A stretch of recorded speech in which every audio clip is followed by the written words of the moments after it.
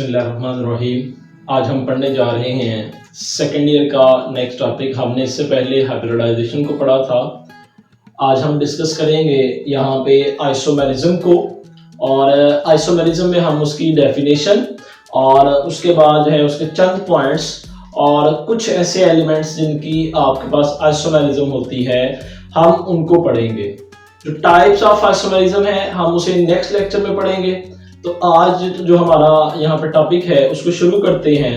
तो सबसे पहले इसकी हम यहाँ पे डेफिनेशन कहते हैं, जब आपके पास टू और मोर कंपाउंड हो और जिनका क्या हो, आपके पास मॉलिक्यूलर फार्मूला सेम हो जबकि स्ट्रक्चरल फार्मूला आपके पास क्या हो, मुख्तलिफ हो, उसे आप यहाँ पे नाम दोगे आइसोमर का।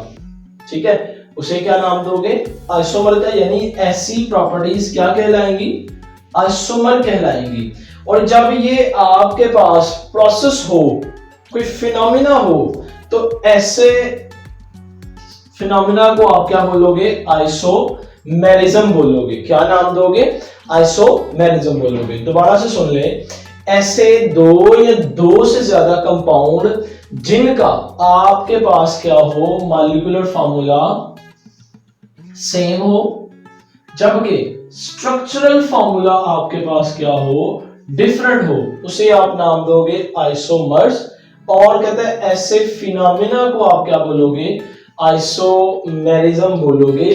तो आइसोमेरिज्म की डेफिनेशन आपके पास ये हो गई। अब कहते हैं जो आइसोमेरिज्म होता है, a structural formula shows the arrangement of atoms. एक बात, अरेंजमेंट ऑफ एटम को शो करता है। दूसरा, बॉन्ड्स इन अ मॉलिक्यूल।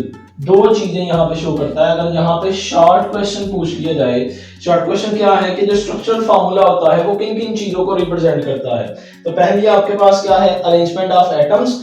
तो दूसरी आपके पास क्या है, बॉन्ड इन अ मॉलिक्यूल। इन दोनों चीजों को भी क्या करता है, यहाँ पे वो रिप्रेजेंट करता है।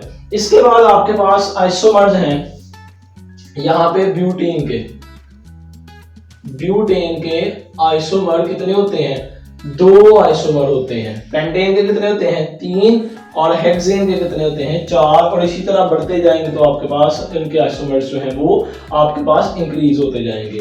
तो यहाँ पे कहता है ये आपके पास है, देखिए ब्यूटेन है, चार कार्बन वाले को आप क्या बोलते हो, ब्यूटेन बोलते हो। पहले वाले को आप क्या बोलते हो, मीथेन। दूसरे को आप इथेन। तीन कार्बन वाले को प्रोपेन। चार कार्बन वाले को आप ब्यूटेन। पांच कार्बन वाले को पेंटेन। 6 कार्बन वाले को हेक्सेन एंड सो ऑन। आप इनको यहाँ पे नाम देते हो। तो आप चाहे इस तरफ से काउंटिंग करो या चाहे इस तरफ से काउंटिंग करो, ये सारी की सारी क्या है, एक जैसी ही आपके पास चेन है। दोनों साइड पे क्या है, एक जैसे ही आपके पास क्या है, नंबर है। आप चाहे 1 इसे दे दो, 2 3 4 वाली कार्बन इसे कह दो, या आप इसके उल्टा आ जाओ। तो जो आपके पास नॉर्मल चेन होगी उसको आप रिप्रेजेंट करोगे विद स्मॉल एन। और क्योंकि ये ब्यूट है, 4 कार्बन है तो ब्यूट, और एन है इस वजह से क्योंकि इसमें क्या है, सिंगल बॉन्ड मौजूद है।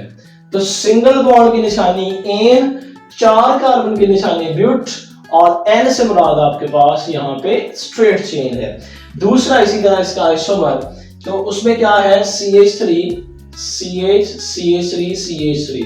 अब इसमें आप देखें इसका जो मॉलिक्यूलर फार्मूला है वो आपके पास क्या है, 4 कार्बन है C4, और इसमें H कितने हैं, 3 और 3 6 और 4 10।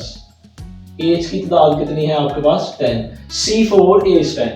अब इसमें C4H10 है, इसमें भी गिने तो आपके पास क्या है, 4 ही कार्बन है और 10 ही आपके पास क्या है, हाइड्रोजन। मगर फर्क क्या है, आपके पास मॉलिक्यूलर फार्मूला क्या है, सेम। इसका भी मॉलिक्यूलर फार्मूला, इसका भी मॉलिक्यूलर फार्मूला, दोनों क्या है, सेम है। फर्क किसका है, स्ट्रक्चरल फार्मूला का। ये आपके पास स्ट्रेट है तो ये आपके पास क्या है, ब्रांच है। अब आप उसी डेफिनेशन से इन दोनों का जो आपके पास जो ब्यूटेन का जो दोनों आइसोमर है उसको आप ऑब्जर्व कर सकते हैं।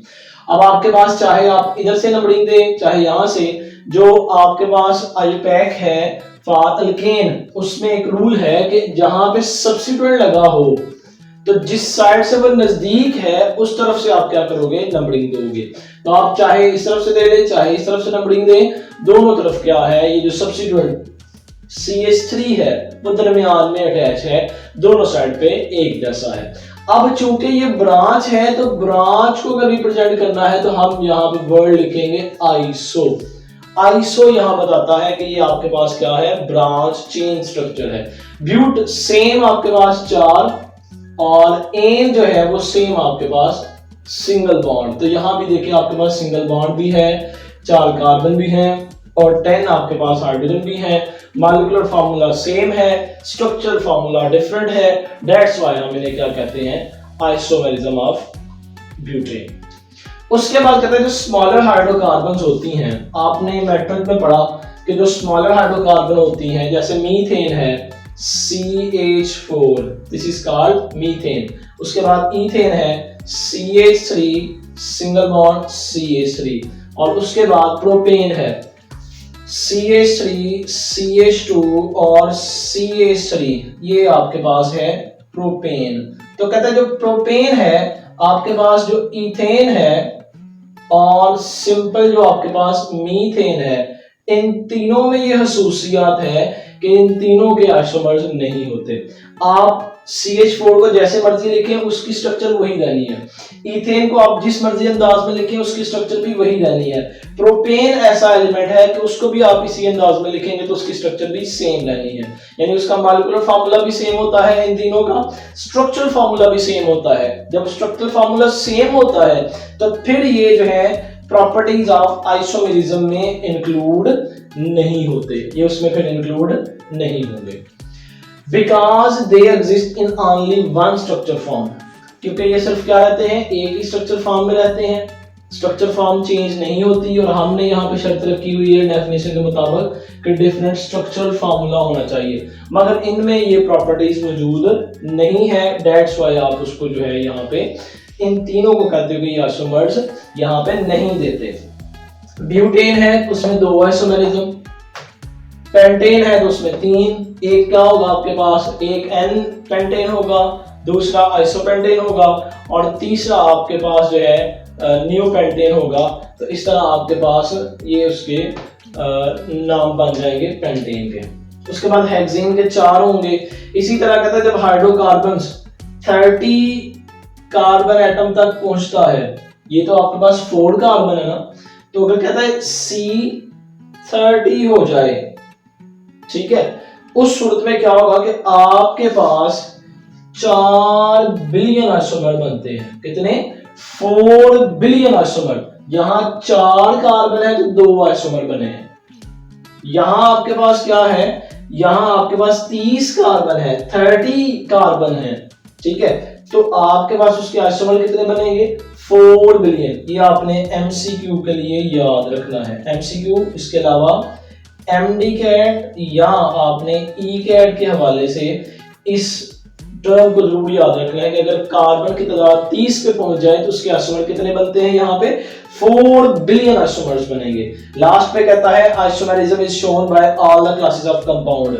जो आइसोमर्स होते हैं वो आपके पास अल्केन में भी शो होते हैं, अल्कीन में भी शो होते हैं और अल्काइन में भी शो होते हैं, यानी हर क्लास ऑफ कंपाउंड में वो जो है यहाँ पे प्रेजेंट होते हैं। इसी तरह आपके पास जो है every class of compound zone सा मर्जी आपके पास है उसमें आपके पास ये आइसोमेरिज्म जो है वो जरूर रिप्रेजेंट होंगे। तो आज हमने यहाँ पे आइसोमेरिज्म के हवाले से पढ़ा। इंशाल्लाह नेक्स्ट जो है हम टाइप्स ऑफ आइसोमेरिज्म को पढ़ेंगे। तो नेक्स्ट लेक्चर तक के इजाजत दीजिए। अल्लाह हाफिज।